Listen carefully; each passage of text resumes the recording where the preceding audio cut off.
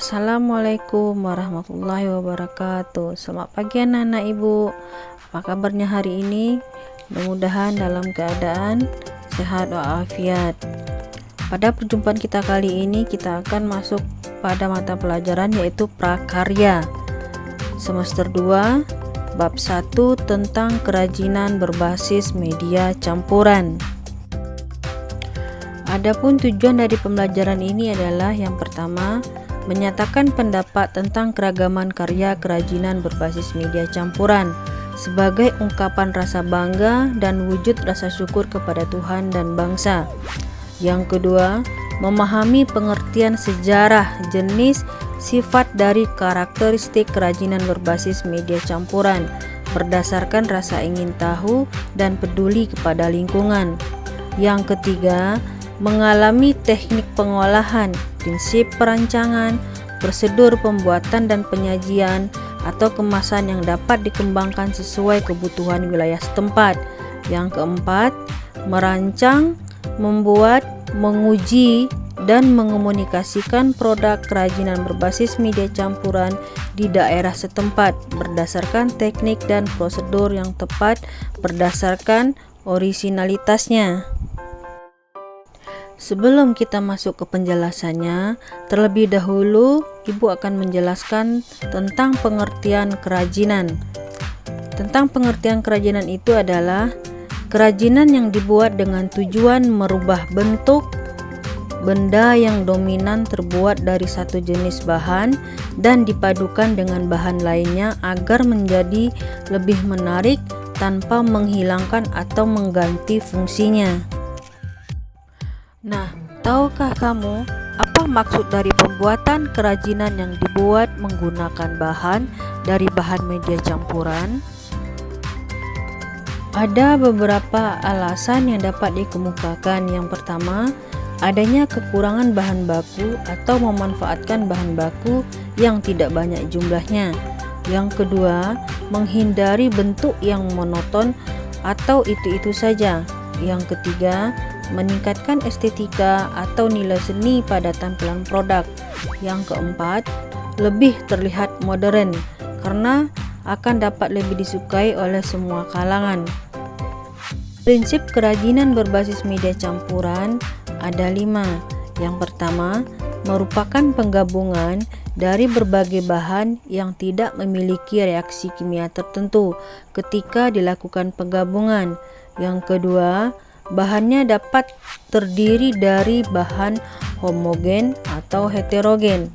Yang ketiga, bahan yang digunakan terdiri dari berbagai jenis. Yang keempat, masing-masing bahan memiliki karakteristik sendiri yang paling mendukung terwujudnya keindahan atau estetika dari sebuah produk. Yang kelima, penggabungan bahan yang dilakukan harus dapat menyatu dengan bahan lainnya sehingga terjadi kesatuan dan harmonisasi.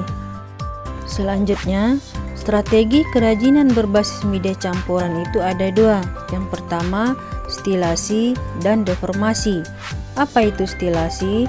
Stilasi yaitu menyederhanakan bentuk produk dengan mengurangi atau menambah bentuknya jika dirasa kurang menarik.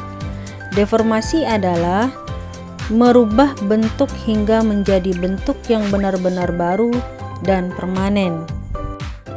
Pada stilasi, ada beberapa prinsip yang harus dilakukan dalam tahap perancangannya. Yang pertama, pesan eksplisit. Pada produk harus jelas apakah sebagai produk fungsional atau sebagai produk hias.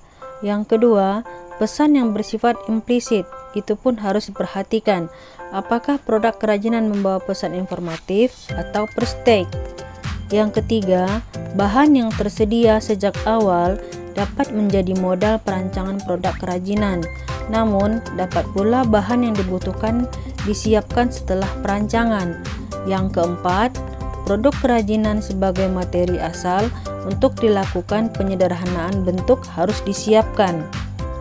Apakah bentuknya gambar ataupun bentuk langsung? Yang kelima, perhatikan penghematan bahan agar produksi dapat dilakukan sebanyak mungkin dengan berbagai bentuk rancangan. Nah, ini ada beberapa hasil kerajinan berbasis media campuran yang ditambah bentuknya. Contoh dari stilasi. Nah, produk hiasan meja ini dari bahan kerang pada awalnya. Itu hanya diletakkan begitu saja dengan tambahan action seperlunya sebagai hiasan lemari atau meja. Namun, dengan lebih kreatif, selain dipadukan dengan bahan logam, produk kerajinan fungsi hias ini ditambah bentuknya menjadi memiliki kaki, sehingga dapat berdiri kokoh dan artistik. Selain itu, ragam hias yang diterapkan juga sangat indah dan detail.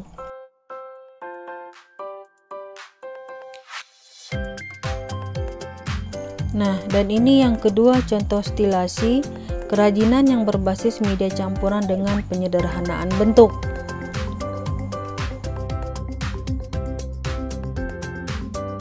Selanjutnya kita masuk kepada contoh deformasi.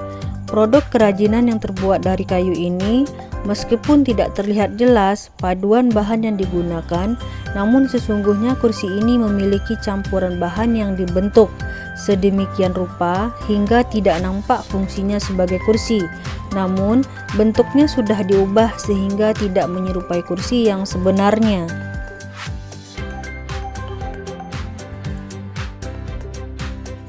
Nah, yang kedua ini adalah contoh deformasi. Karya ini terbuat dari keramik, fungsinya sebagai mangkok. Namun, bentuknya sudah diubah, terutama pada bagian dekorasi bagian dalamnya, sehingga tidak maksimal berfungsi sebagai mangkok. Namun keramik ini tetap digunakan sebagai wadah bunga atau lilin.